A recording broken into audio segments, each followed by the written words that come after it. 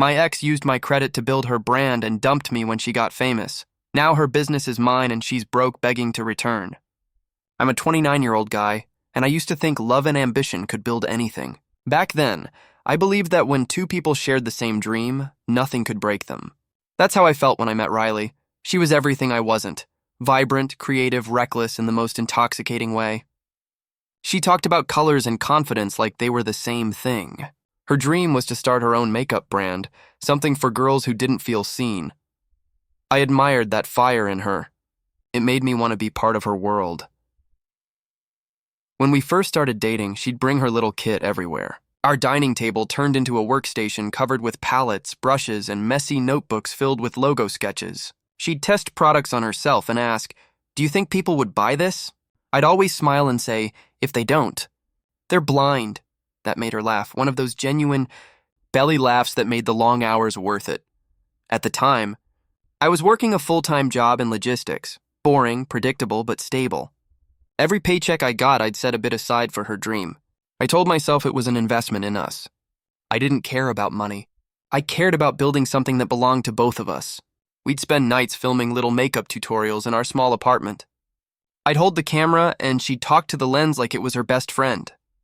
The ring light would flicker, the air thick with foundation powder and ambition. Sometimes, when she got tired, she'd rest her head on my shoulder and whisper, "One day people will know my name." I'd whisper back, "They'll know our name." I thought I meant it figuratively. Turns out, I meant it more literally than I could have imagined, because that dream, the one I helped her build, was about to become the very thing that destroyed me. Riley's. Ideas started growing faster than our wallets could keep up. One night, she sat across from me at the kitchen table, her laptop open, spreadsheets glowing in her eyes. "If we could just order in bulk," she said, "I could finally launch properly. The demand is there, babe. I just need a little push." I glanced at the numbers, $5,000. My stomach tightened, but her voice was soft, persuasive. "It's not just for me," she whispered. "It's for us." I should have hesitated. Instead, I said the words that would haunt me for years. "I'll put it on my credit." Her eyes widened, shocked, grateful, relieved all at once. She kissed me like I'd just given her the world. "You won't regret this," she said, and I believed her. I called the bank the next morning, increased my credit limit, and took out a small personal loan to cover her startup costs. When the inventory arrived, boxes of lip kits and blush palettes stacked taller than us, it felt like a dream. Riley filmed an unboxing video right there in our living room, her voice trembling with excitement. "This is the start of something huge," she said to the camera. I stood behind it, holding the light, smiling. We registered the brand under her name. It seemed simpler that way. "We'll make it official later," she promised. "Once we're profitable." I didn't question it. Love makes you trust blindly, and I was already deep in that kind of blindness. We worked late into the night, packing orders, labeling envelopes, handwriting thank you notes. Every sale felt like ours. Every follower, a tiny validation of what we were building together. But slowly, I noticed her saying my brand instead of our brand. I brushed it off. It was probably just habit, right? Still, something about the way she said it made me feel like I was already starting to disappear from the dream I paid for. It didn't take long before Riley's brand started to blow up. Her videos began trending. Influencers reposted her tutorials, and she got invited to small beauty conventions. Every morning, I'd wake up to the sound of her phone buzzing nonstop. DMs, sponsorship offers, new orders. She'd grin, hair messy, eyes bright, whispering, "We're actually doing it, babe." And in those moments, I believed her. But the more successful she became, the less I recognized her. Riley started wearing designer knockoffs and called them manifestation pieces. She'd spend hours perfecting her Instagram feed, editing out any sign of me. "It's better for the brand," she'd say. "People like the single girl aesthetic." I laughed it off, though deep down it stung. I wasn't looking for attention, just acknowledgement that I existed in the world I helped build. I remember one night vividly. We were sitting on the floor surrounded by shipping boxes. I tried to talk about finances, how my credit cards were almost maxed, and maybe we should slow down. She didn't even look up from her phone. "You worry too much," she said. "You're good at that. Let me handle the rest." The way she said it, patronizing, dismissive, made my chest tighten. Still, I bit my tongue. I told myself she was just stressed, that success changes people temporarily, not permanently. But then she started going out more. Networking events, she called them. She'd come home late smelling like perfume and champagne, her laughter brittle and distant. When I asked who she was meeting, she'd roll her eyes. You wouldn't know them, babe. Business contacts. It was like watching a balloon drift away. Every day she floated a little further from me. The woman who once stayed up all night talking about dreams now barely looked me in the eye. And somewhere between her hashtags and her new friends, I started to feel like I was the one tagging along in her story. But I had no idea. This was only the beginning of my disappearance. The turning point came quietly, like most betrayals do. Riley started making decisions without me. One day she announced she'd hired a marketing manager. His name's Lucas, she said, scrolling through her phone. He's brilliant. He'll help us scale faster. I blinked. You hired someone? Without even talking to me? She smirked. You're not exactly the business type, babe. You said it yourself. You just want me to succeed. That sentence hit harder than I expected. You want me to succeed. Not us, not we. Just her. From that point on, everything changed. She rebranded the business, new logo, new color palette, new slogan, and didn't show me the designs until after they were live. My suggestions were met with eye rolls. You don't get aesthetics, she'd say. When I tried to bring up the credit cards or bills piling up, she'd laugh it off. You're being negative again, she'd say, walking away mid-conversation.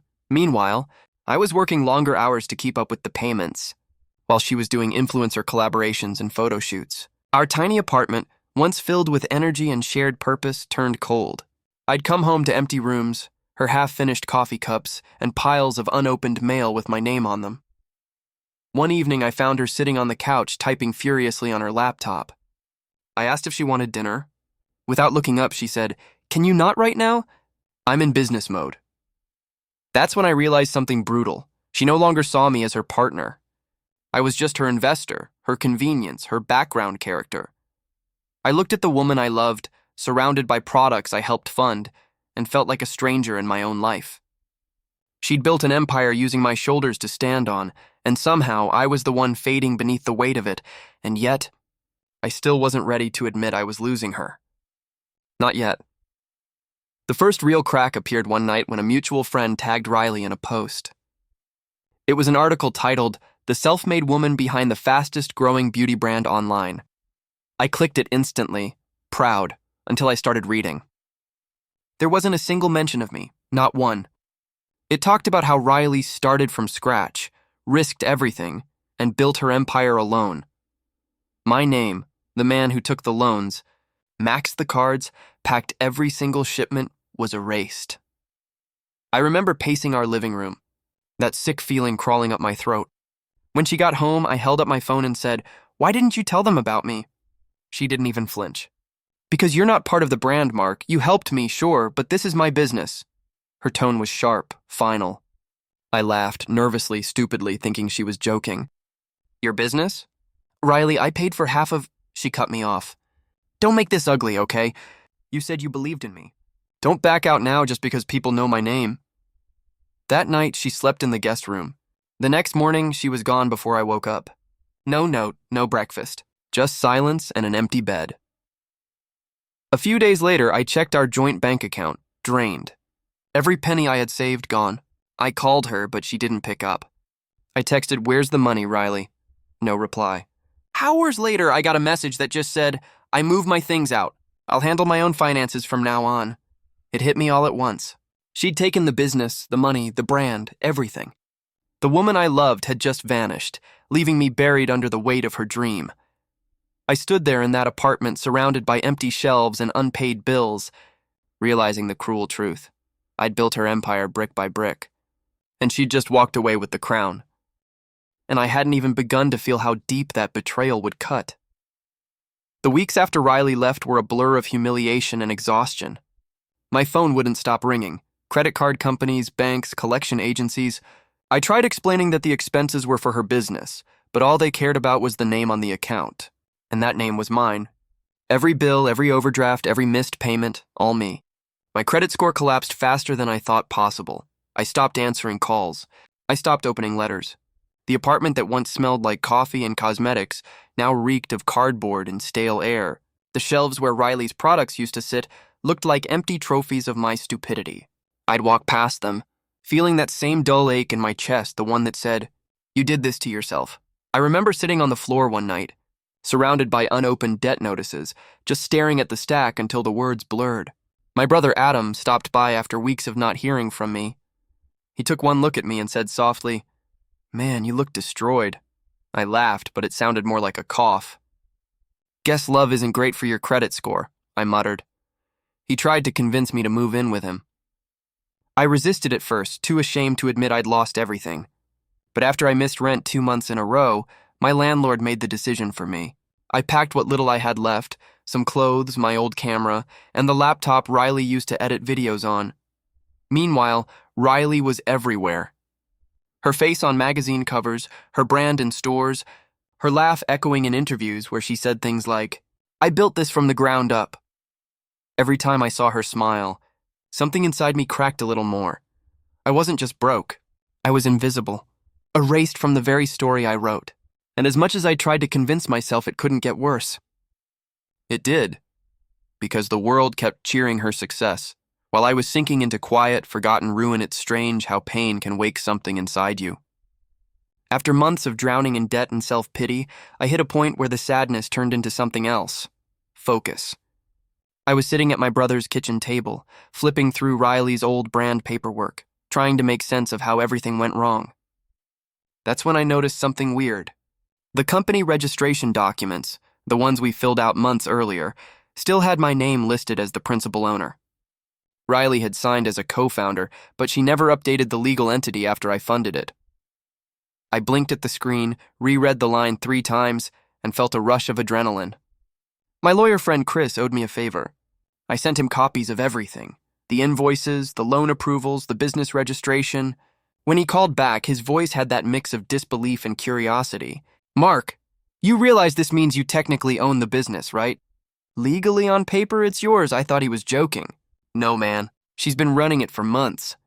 She changed everything." "Doesn't matter," he said. "If she never transferred ownership or paid you out, it's still under your control. If she's operating without proper authorization, that's a liability nightmare for her." For the first time in months, I smiled. Not out of joy, but from the quiet satisfaction of realizing the tables might finally turn. That night, I stayed up until 3 a.m., combing through every file, every receipt, every email thread. My exhaustion turned into fuel. I wasn't thinking about love anymore. I was thinking about leverage. Riley had built her kingdom on my foundation, and she didn't even notice the cracks. I didn't want to ruin her, not yet. I wanted to understand exactly how deep her empire went before I pulled a single brick loose, and for the first time since she left, I felt powerful again. Once I realized what I had, I stopped seeing myself as a victim. I became methodical. Every night after work, I'd sit with a cup of cheap instant coffee and go through old files, contracts, supplier receipts, emails. Riley had been careless. Her self-made brand was still legally tied to my LLC, my business bank account, and even my tax ID. I owned the skeleton of her empire. She was just dressing it up. I met with Chris again, this time with a binder full of proof. He flipped through the pages and let out a low whistle. "She's operating illegally under your entity. You could shut her down tomorrow." I leaned back, exhaling. "Not yet," I said. "Let her build higher first." "The fall will hurt more," he smirked. "Cold. I like it." In the meantime, I started fixing what I could. I took on extra shifts, settled smaller debts, and sent letters to rebuild my credit. It was exhausting, but for the first time, it felt purposeful. I wasn't just cleaning up my mess. I was preparing for something. Every dollar I saved, every document I organized, was another piece of armor. On social media, Riley was untouchable, posing at red carpet events, giving interviews, smiling that perfect smile that used to make me melt. But now I watched with detached calm. She thought she'd erased me, but she was still standing on my name.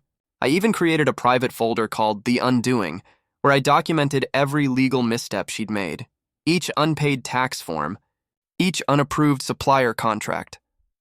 There was a strange peace in it, like watching a storm you once feared now turn in your favor. I didn't reach out, didn't warn her, didn't say a word. I just waited, quiet and patient, because I knew that when the time came, she'd never see it coming, and that time was getting very, very close. The first domino fell 6 months later. I got an email from one of Riley's suppliers, a polite but firm reminder that her company had missed 2 payments. The invoice, however, still listed my LLC as the responsible entity. My pulse spiked. I replied, introducing myself as the registered owner, and asked for a detailed report. Within a week, I had a folder full of unpaid invoices, late fees, and contract violations, all under my business name. Riley hadn't just ignored me. She'd been reckless with my liability. Chris and I drafted a cease and desist letter, simple and clean. We filed for an immediate ownership claim and sent copies to her suppliers, distributors, and even her PR firm. I didn't tell her. I wanted the news to reach her the same way her betrayal reached me, publicly. It didn't take long. Within days, posts started popping up online. Why is Riley's brand shutting down? Legal issues? Scam rumors? Her fans flooded the comments demanding answers. I watched it unfold quietly, a mix of satisfaction and disbelief churning in my gut. Then came the final blow. The state business registry updated the ownership record, showing my name as the legal proprietor. That meant all her brand assets, website, sales accounts, licensing, even her logo, were legally under my control. When her management team tried to challenge it, they discovered she'd never signed the transfer forms she promised to handle later. Her empire imploded overnight. Shipments froze. Sponsorships pulled out. Retailers suspended contracts. Riley's Instagram went from glossy promotions to silence in less than a week. And then came the meltdown, a shaky live stream where she tearfully claimed someone hacked her business. But those who'd been around long enough saw through it. While she scrambled, I did something she never expected. I stepped in to stabilize the mess. I paid off the suppliers, rebranded the company, and restored the trust she had destroyed. Riley didn't know it yet, but the empire she built to erase me now belonged entirely to the man she left behind. And soon, she'd come knocking. It happened on a rainy Tuesday evening. I was in my small office, surrounded by stacks of paperwork, when I heard a knock at the door. I didn't need to look up. Some part of me already knew it was her. When I opened it, Riley stood there drenched, mascara running down her cheeks, clutching a designer handbag that suddenly looked out of place. Her voice trembled. "Mark!" I didn't know where else to go.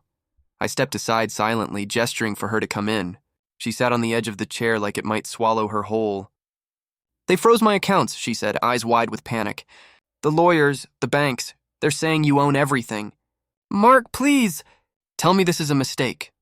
I sat across from her, calm, steady. For once, I had no reason to raise my voice. "It's not a mistake," I said softly. "You built your brand on my credit, my name, and my trust. You just forgot to erase me properly." She shook her head, voice cracking. "You can't do this to me. I made that company what it is. I worked for it." I leaned forward, locking eyes with her. "And I paid for it. Every loan, every invoice, every sleepless night while you chased fame. I didn't ruin you, Riley. You did." Tears spilled down her face. "Mark, please." "I'll fix this. I'll sign whatever you want. Just give me another chance." For a moment, I almost felt pity. Almost. Then I remembered the phone calls, the debt collectors, the humiliation of watching her live off my ruin. That pity turned to ice. "You don't get to fix this," I said quietly. "I already did. Without you." She covered her face, sobbing. "You were supposed to love me." I stood, heading for the door. "I did. You just taught me what that love was worth." As she left, I realized something strange. I didn't feel revenge. I felt closure, but her downfall. That was only half the ending. After Riley walked out that night, the silence that followed didn't feel empty. It felt earned. For the first time in years, my life wasn't built on someone else's chaos. I sat there for a long while, just listening to the rain hit the window, realizing how much peace costs when you have to rebuild it from ashes. In the weeks that followed, I officially took over the company. Not as a revenge project, but as a form of justice. I restructured everything, cut ties with toxic influencers, hired a new team, and shifted the brand toward authenticity instead of image. Every product we sold after that went through my approval, every invoice paid on time, every employee treated with the respect I never got. Slowly, the brand started gaining trust again, not because of glamour, but because of honesty. Money started coming in steadily, enough for me to pay off my debts, fix my credit, and finally breathe again. I'd sit in meetings with investors who assumed I was the genius behind it all, and though I never corrected them, I didn't let it inflate me. I'd already learned what happens when ego drives the wheel. Riley tried reaching out a few times. Emails, a few voicemails, even a handwritten letter once. The last message she sent said, "You won. I hope you're happy." I never replied. There was nothing left to say.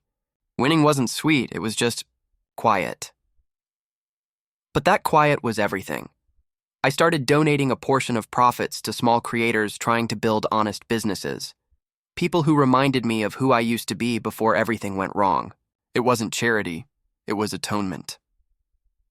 One night, while closing the office, I looked around and realized something profound. I didn't just take my life back. I rebuilt it stronger, and the empire she stole, it had finally become something real, because this time, it was built on integrity, not illusion. It's been 2 years since that night Riley showed up at my door, and sometimes I still catch glimpses of her online, old interviews, fan edits, the ghost of a brand that no longer exists. She disappeared from the spotlight completely, deleting her accounts after one final apology video that barely reached 1,000 views. Watching it didn't make me angry. It just made me tired. I realized revenge wasn't what I'd found. It was freedom. The company, now rebranded under a new name, flourished. But it wasn't about fame anymore.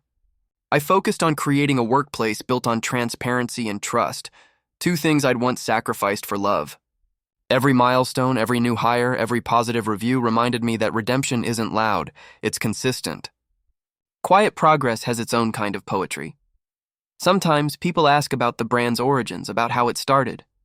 I tell them the truth, but not the whole story. It began with a mistake, I usually say. But mistakes can build something beautiful if you survive them. They smile, thinking it's a metaphor for business. Only I know it's a metaphor for life. One evening, I received a message request from an unfamiliar account. It was Riley, just 3 words. "I'm proud of you." I stared at it for a while before closing the app. No anger, no reply, just peace. Because I finally understood, closure doesn't always come from confrontation. Sometimes it comes from moving so far beyond someone's reach that their shadow can't touch you anymore. I walked out onto my office balcony that night, the city lights stretching endlessly below. The air was crisp, calm. I thought about everything I'd lost and gained, and whispered to myself, they know my name now, but for the right reasons. And for the first time in years, that felt like enough.